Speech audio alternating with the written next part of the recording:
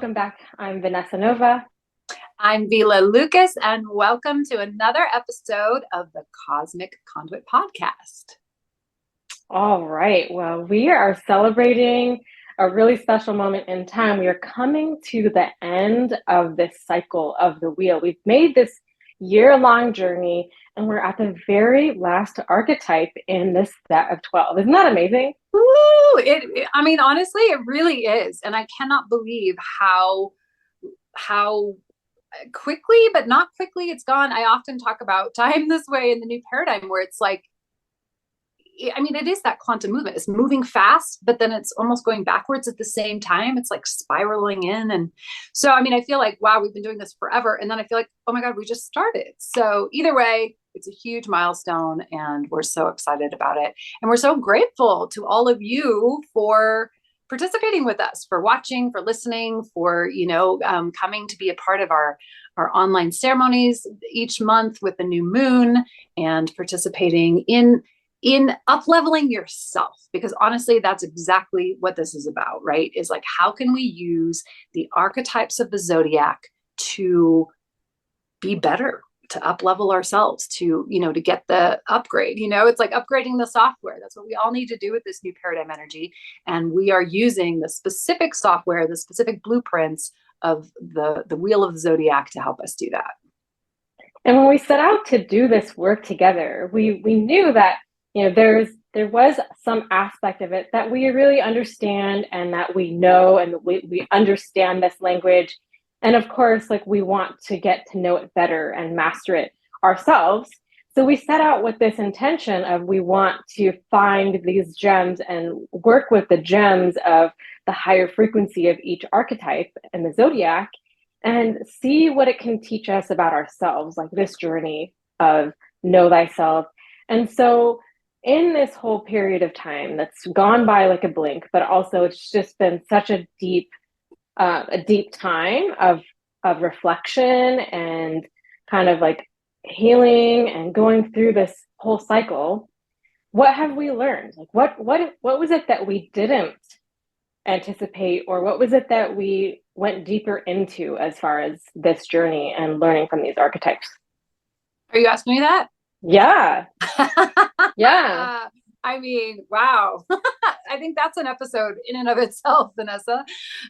So much. But one of the things that I have loved in, sort of unexpected gems that have come through as we've been doing this is just exactly how much each sign in the wheel prepares us for the next one. And just this beautiful, we've been focusing a lot on the axes. So how those counterpart signs work together. And that's been super cool because that's not something I had really studied a lot before. So getting to know that has been really fun because it's so empowering, right? We're going to talk about, our next episode after this one will be the connection between Pisces and Virgo, from how can Virgo support Pisces, right? In that axes.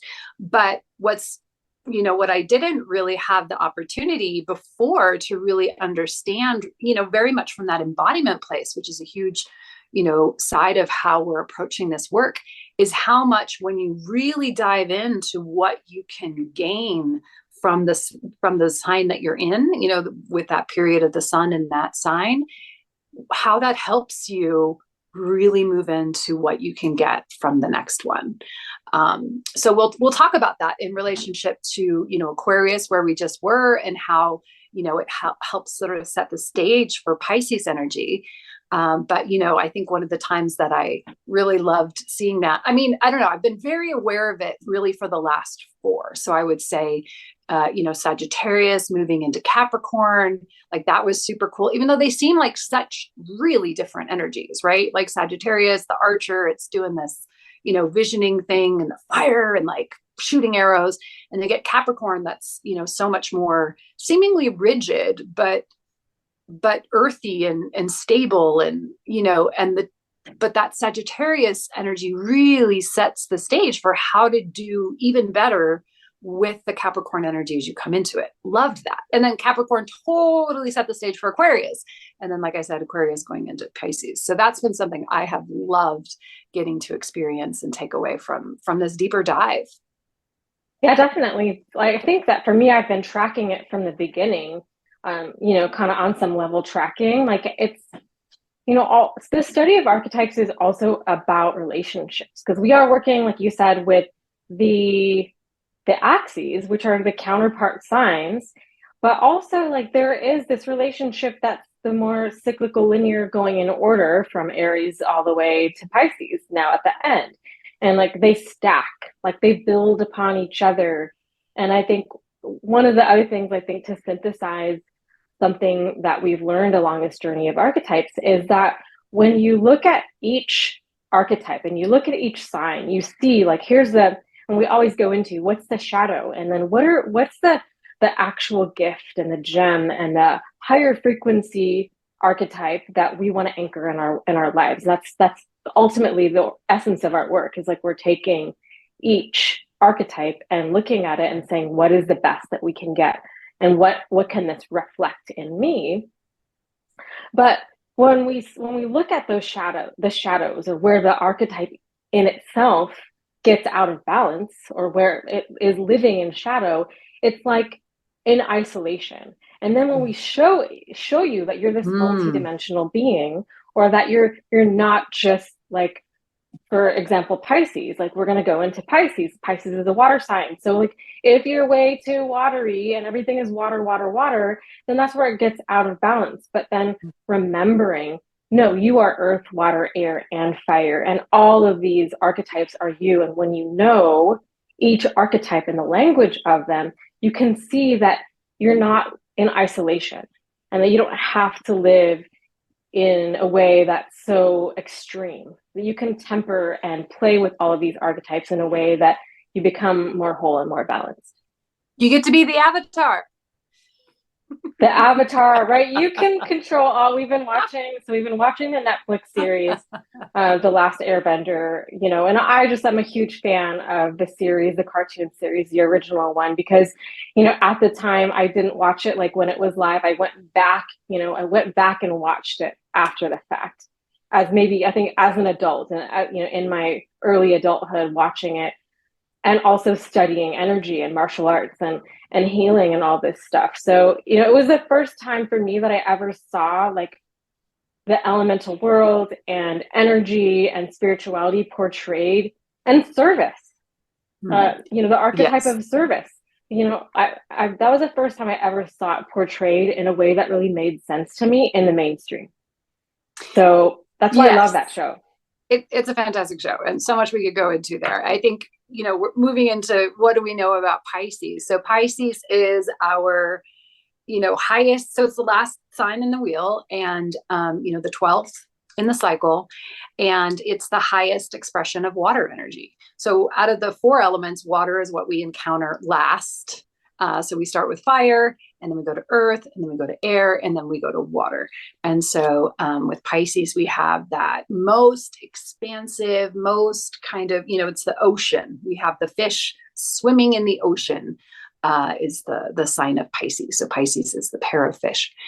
And, we were joking coming into this filming today, because so I do have in my chart, Pisces is my rising sign. So I do have quite a bit of Pisces energy. And I have, for the last couple of days, really been just sort of swimming around in this sort of soup, going like, I don't know, I'm having such trouble, like focusing and understanding what needs to be done and all this kind of stuff. And at one point I was like, I feel like a cartoon character, because I just feel like I'm like sort of just a little goofy in the moment, and not really plugged into, whatever the bigger picture, the needs of the moment, or and so it's a bit of a running joke at the moment of, how is Pisces like a cartoon character? So we can tease that out in a moment. But what else do you want to say here as we're introducing the energy of Pisces? Vanessa, what do we know about this sign? Well, we've gone through this journey of kind of understanding the elements through these archetypes. And of course, it's water. So, for me, it's the main thing here is, like you said, it's the ocean. So there is just such a depth of emotion here. It's like I think one of the most, or the most sensitive sign, the most sensitive archetype. And, building upon that Aquarius energy that we came out of, Aquarius is an air sign. It's so detached and it is expansive. And if you go back and listen to our last episode about Aquarius, it's really just like this vision of, cosmic harmony and spiritual truth, and being kind of fearless in that, but it's detached. Like there isn't, even though it has the good of humanity and it has a good heartedness to it, it still is kind of like cold and detached. And so then here we come to Pisces, and we have this soft, watery, compassionate, beautiful, soulful, emotional energy to kind of round out this cycle. Yeah. And we really need that. It's deeply caring, and I think that's, and there's a passion to it. We think of the fire signs as the ones that really bring the passion, but it's both, really. The water. So when you think of our water signs, Cancer, Scorpio, and Pisces all have a very passionate aspect to them, but it's more that emotional side of it. Whereas, the passion in the fire signs is a little bit more from the spiritual side of it, right? The more purpose driven stuff, whereas the water signs are the more relational kind of passion. So I feel like we're doing a really good job of embodying the two energies. Like I'm like, oh, look, Vanessa's very like calculating and has it all, articulating in a very more of a mental way. And here I am like, in this much more expressive, emotionally whatever charged kind of way of expressing, and even in my facial expressions, and it's going to be much more. That's what I can relate to about Pisces as an Aquarius sun, talking about how it builds upon. I can relate to it because it's an adjacent sign, and that there's something about like the dreaminess, like the visionary, the creative, the place where we're looking at beyond the veil, beyond reality. And so that's where we're like in this swimming mystical soup of what is possible. And Aquarius can relate to that too. Like what is possible, what are the visions of the universe, right? And that was absolutely the word I was about to use, was mystical, is because and then the way, whereas Aquarius is going to do that expansiveness and bringing in things from the edges more from a mind perspective. Pisces is going to do it from a feelingful perspective, more that soulful side you were talking about. And so that means connecting to it from that dreamy space or that creative space. And it can be very, very fluid, right? Very difficult to kind of like remember the concrete existence of reality. And there's a lot of opportunity to have optimism in that. I think that Pisces, we associate the agape, the unconditional love, is one of the things that comes through with this Pisces energy. And with that kind of the archetype of the savior. Pisces has a like, I will save the world. Back to the Avatar. But where it's like, it's not about just, one specific arena or one specific relationship, but it's very universal. And that's where, Aquarius also has that very altruistic humanitarian approach to things. And so then it sets that stage for then bringing in, the compassionate side and the agape unconditional love side of Pisces into how we can approach our fellow brothers and sisters, but not just humans, right? Pisces has also that connection and compassion for all beings. So whether it's animals or, and also the spirit realm. Pisces is also often regarded as the most spiritual sign, in the wheel. So all that. I think another way to relate this whole journey, to wrap up, because we are, this is the end cap, and then we begin again. And another way to relate like this whole journey is when we start with Aries. It's like, it's the self, it's love of self, starting with me and my world. And we can progressively move through all of this, the wheel, all 12 signs, and move up to like, okay, starting with myself, and then there's, the world around me and my relationships, and then, my purpose and my work. And then it moves all the way out to where we're here at Pisces, and it's like universal love, universal consciousness, divine love. So, starting with the little I am, all the way to the I am, I am all, the oneness of everything and all. So we're going through that cycle every year, every cycle. And it is all of us. It's a way to understand yourself in your wholeness and in your entirety. Yes. Yes. And I had something really brilliant I was going to say, and I totally lost it. I'm sure. Well, let's get back to Pisces, because, Pisces is this like all encompassing divine love and that dreaminess place. So, is there more that we want to say about that before we go into sort of the shadow what I was side? going to add was part of that, but I'm sure it'll come back around. But, we work with the consciousness here. Oh, I remember. I got it. So in the cycle, so we also overlay the developmental phases that we go through. So you were talking about, Aries as, where we start out. It's birth, right? It's the infant stage. And when we come all the way around, Pisces is death. It's the stage of completion of our, of the cycle of development. And so it's a dissolving back into oneness. And so that's part of where we have that connection to, like you were talking about, kind of bringing something through from the other side of the veil, being really the closest we're ever going to get to, the other side, to that spirit world. And so, Pisces then, which is part of another, quality of Pisces energy, is it's very psychic, right? It has that sensitivity, that emotional sensitivity, but also that psychic sensitivity, very perceptive, and, able to just, I would say empathic. Also very empathic. Absolutely. Yeah. So, so why don't we look at all these fantastic things about. Wait, one more. I want to add one more piece. Okay, go ahead.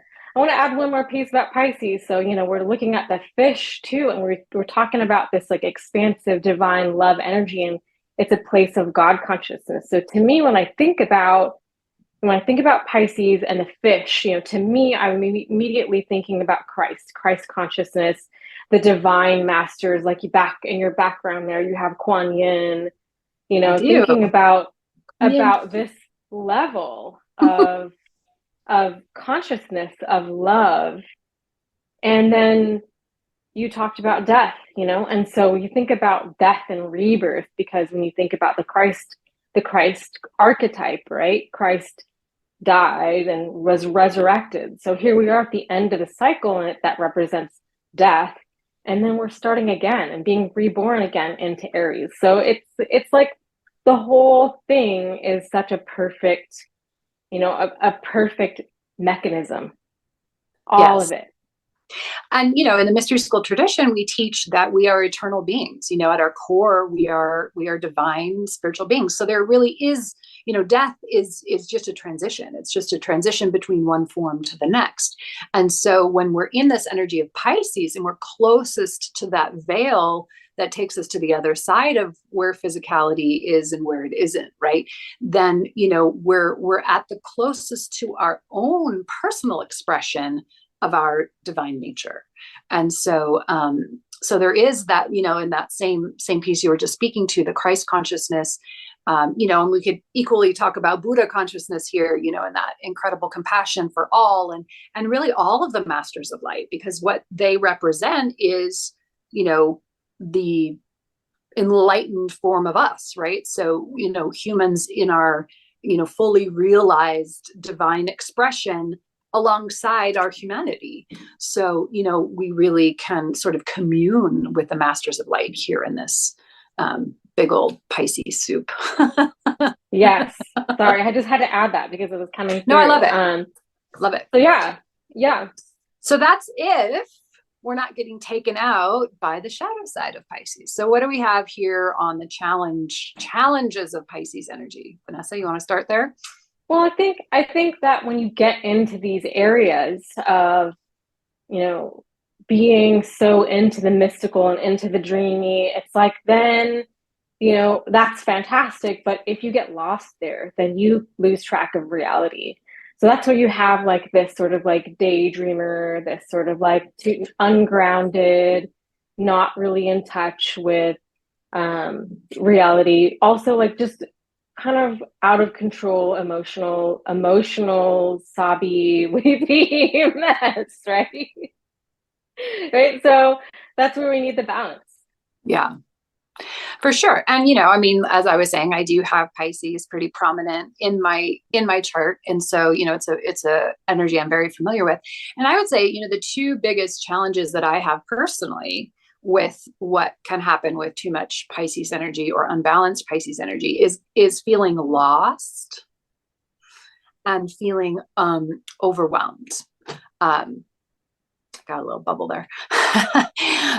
So with the overwhelm can happen when, just tapping into that expansiveness of the, the ocean, right? So that where there's not really boundaries. So it's like in that same way we were talking about Pisces being, the closest to the spiritual side of things, you don't have the concrete, boundaries of the physical realm. Everything kind of fades into everything else. Where does the table begin and the book stop, or whatever. So it's so then that can often translate to Pisces. People who have a lot of Pisces in their makeup might struggle with like enmeshment, for example, or codependency, right? Because it's just hard to know. And the same with that empathetic side of it, where when you're really empathic, it's hard to know, where does my emotional energy end and where does somebody else's start? And very much happens in the world of family, where in a family environment, as a kid growing up, you may have no idea if the emotion that you're experiencing is yours or somebody else's. And so that's something often, as we move through life as with Pisces energy, we have to like really work on that. How do I sort out where I end and somebody else begins? So that can often lead to overwhelm, where it's like, so many things getting perceived and put into the, the auric field all at once. And like, I don't know how to sort it out. So it requires, really slowing down, taking time, making space. And again, it sort of goes back to what I was saying at the beginning, where time does different things in the world of Pisces, because it's, the ocean is not linear. We've got vertical space as well as horizontal space. You can move up and down. I don't know if you've ever been scuba diving. That was one of my favorite things in the world. My first time I went scuba diving was like, I don't have to just move in one direction. You can move kind of like everywhere all at the same time and see things swimming over you and underneath you. And, it adds to the multidimensionality big time. And which then also, leads into the other thing I said, which is, very much related to the overwhelm, is feeling lost, where it's just like, I don't know how to make sense of my world, because there's so much going on, or there's so much fluidity, or so much depth, or so much multidimensionality that it's hard to make sense of it and do something practical or relevant or effective or efficient.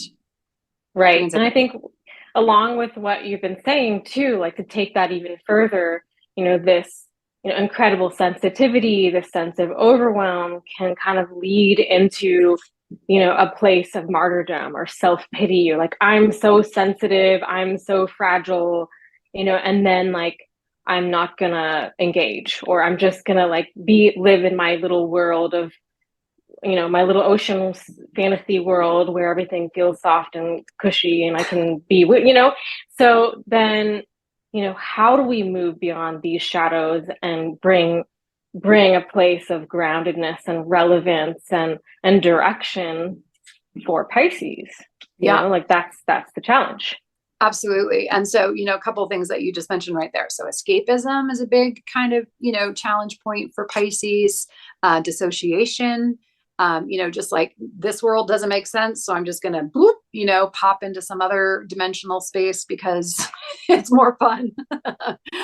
And, then not, being wishy-washy, hard to pin down, and a little bit, like, can you really, it's like, you can go to your Pisces people for certain kinds of things, right? Like totally there for emotional support, for understanding, for, that empathy that you might need. But when it comes to, I don't know, following through on a timeline, you may not be your number one go-to is your Pisces people for that kind of a thing. So there definitely is that, not flaky in the same way that you might experience sort of like, like Gemini, you might have them sort of bopping all around and hard to pin down. But Pisces, that's more like the intention is not to be flaky. It's definitely a desire to be very reliable, but like almost, not being capable of it because of being overly absorbed into whatever's going on. And then you're using water language, absorbed, overly absorbed. Exactly. Yeah. Exactly. And that's where then, some of that self-pity and even some of the like more self-righteous pity, like the world has wronged me. Oh, I'm so misunderstood and I'm so, undervalued and, I have so much to offer, but it's not being, taken into something practical that's translatable and valuable. Which can also look very melodramatic, I don't know what you're talking about, Vanessa. That's why I'm laughing. Like, it could also be very melodramatic. I know nothing of what you speak.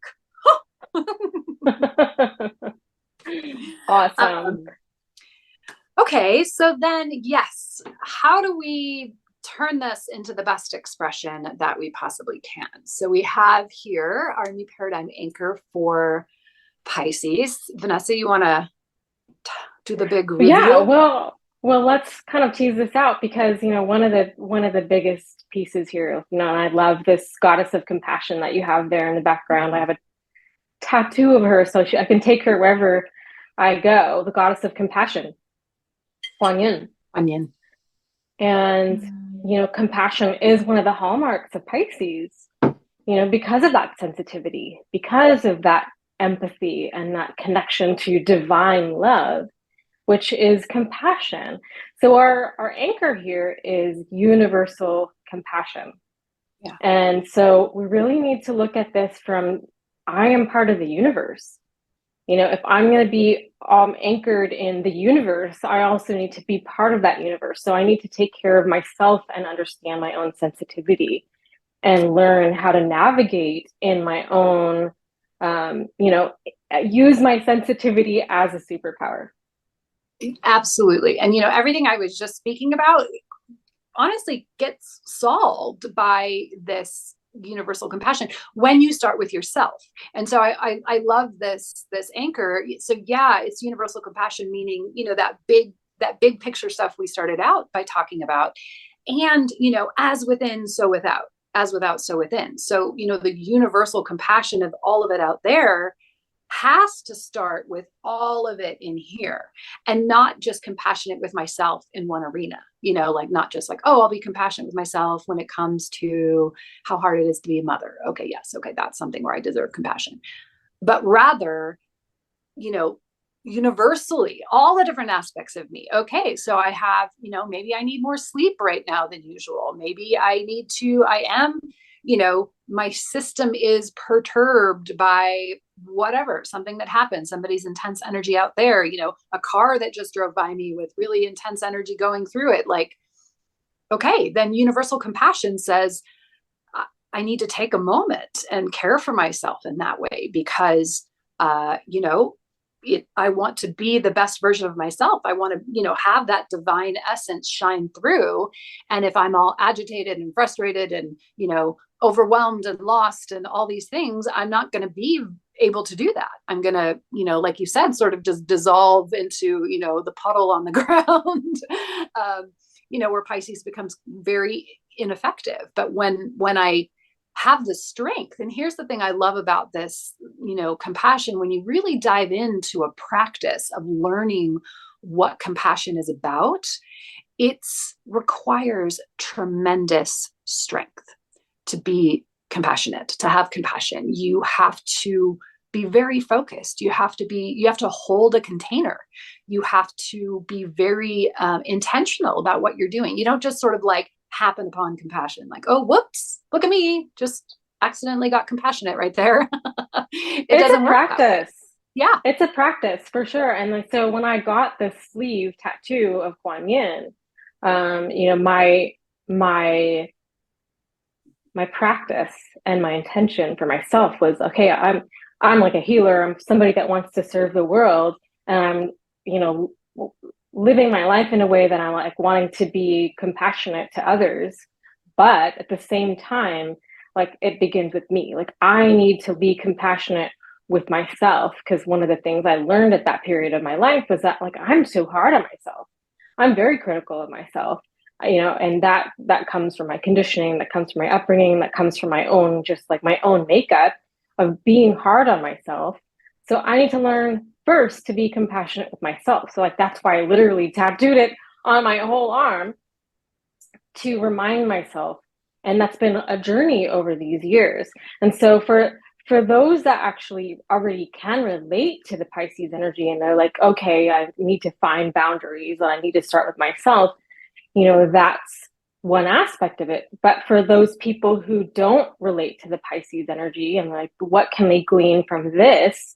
It's like, okay, well, I need to learn to be more sensitive. I need to learn to tune into not just how I'm living and how I'm, my way of being, but how do my actions and my words and my deeds, affect other people around me? And then coming to that place of starting, okay, there's me, and then going outwards to, okay, now I can feel myself in connection to the universe, because we are the universe. So it is, again, like this story of, as within, so without. And where are you in that spectrum? Where are you in relationship to yourself versus other self versus the universe? And what kind of work do you need to do in the area of like self-kindness or kindness and compassion, on that whole spectrum? Yes, I love it. Love it. Oh my gosh, so good. One other thing I want to just tie in here, because it's so fun, is in Aquarius, we were talking about, the story of Aquarius with Ganymede, the mythological figure who became the water bearer for the gods. And, then his job was to pour the water of the gods. So then this libation, the liquid, and then also pour that to humanity, and that which came, as like the rains from heavens, and which is symbolic of spiritual knowledge. And so, that rain, that water that the water bearer of Aquarius. So even though Aquarius is an air sign, it's like tapping into the minds of God, right? So having the vessel to then pour the water, and then that water is the agape love, right? That's in Pisces, that's what we immerse ourselves in. Merge ourselves? Immerse or Immerse, submerge. Yeah. All of it. All this water and water words. Yeah. All the water words. Yes. So, but when we talked about it, it's like that enlightenment coming down, right? So it's that higher wisdom that we can gain. And so when we take that higher wisdom in for us, it's like, it's almost like taking a shower in the spiritual wisdom of the gods. And then we first apply it to ourselves, and then we have it to give to others. Overflowing. Yes. So similar to what we speak about in the mystery school tradition of like filling our own cup so that it overflows. And from that overflowing, we have all we need to give to others and truly be of service, because Pisces ultimately is also a sign of service. And that universal compassion represents that service to the world. With That's awesome.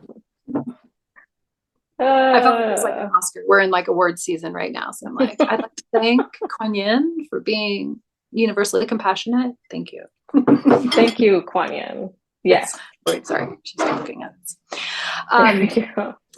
So I'm excited for our next episode when we dive in to how Virgo really can help ground out Pisces, because that makes a huge difference as well. So come back around, join us for our next episode. Yes. Come join us for our Pisces new moon coming up in a little bit. You can find out all the information here. Follow us, subscribe, join our online community. This is the work, y'all. This is it. We're one, each day doing what we can to raise the bar and continue to step into that with all 12 of these. I mean, how cool is that? If we really started to embody all 12 of the higher frequencies of these zodiac archetypes, like what would our lives look like? Whoa, what would the world look like if everybody was doing this? I like that question. Yeah. And we're doing it. So we're great. We're so glad to have you, and we will see you on the next episode.